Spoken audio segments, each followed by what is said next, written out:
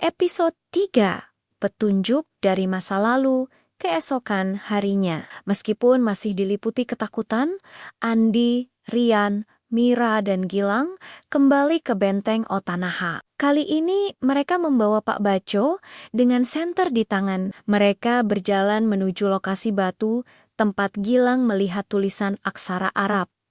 Tiba di sana, mereka terkejut. Tulisannya sudah tidak ada. Ini aneh. Semalam jelas-jelas ada, kata Gilang. Merasa frustrasi. Pak Baco tidak kaget. Jin itu bisa menghilangkan jejaknya. Tapi dia pasti meninggalkan petunjuk lain. Pak Baco mulai berjalan mengelilingi benteng.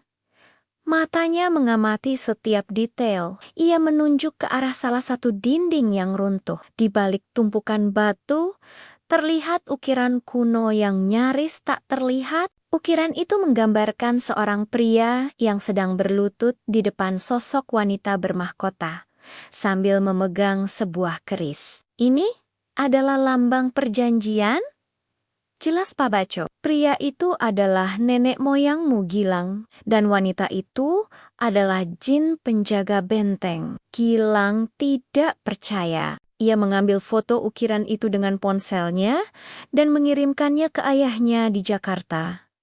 Yang ia tahu sangat tertarik dengan sejarah keluarga. Beberapa saat kemudian, balasan dari ayahnya masuk. Ayah Gilang mengirimkan foto keris tua yang ada di rumah mereka. Bentuknya persis seperti yang dipegang pria dalam ukiran tersebut. Ayahnya juga menyebutkan bahwa keris itu adalah pusaka turun-temurun. Peninggalan leluhur mereka dari Gorontalo yang konon memiliki kekuatan untuk memutus ikatan gaib. Aku juga tidak tahu banyak tentang ini, Nak.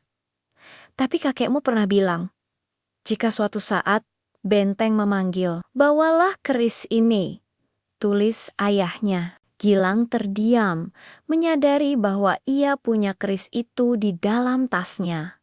Tidak menyadari betapa pentingnya benda tersebut. Pak Baco menoleh ke arah Gilang. Kau harus menggunakan keris itu. Perjanjian ini hanya bisa diputus oleh keturunan yang memiliki darah perjanjian. Tiba-tiba, suara Rizka terdengar dari kejauhan. Tolong, tolong aku. Suara itu datang dari dalam benteng, dari sebuah terowongan yang gelap dan sempit, yang belum pernah mereka masuki sebelumnya. Mereka tahu ini bisa jadi jebakan, tapi mereka tidak bisa mengabaikan teriakan Rizka.